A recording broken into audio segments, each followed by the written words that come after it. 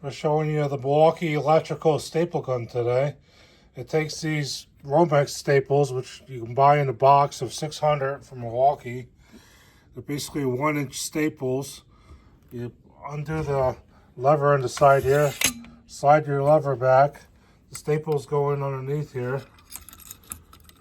And just load them in. Fits 2 packs at once.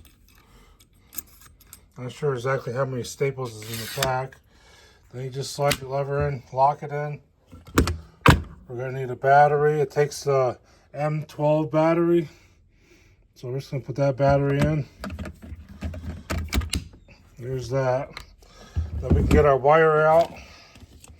Our electrical wire. And we'll just throw a staple on that.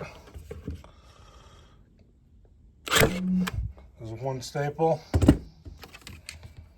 Maybe I want to keep the wire straight, so I'll put one more staple in here. There's another. See, it staples up pretty tight.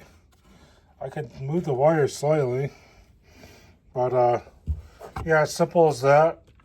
Go along, put your next staple in, all the way down the line.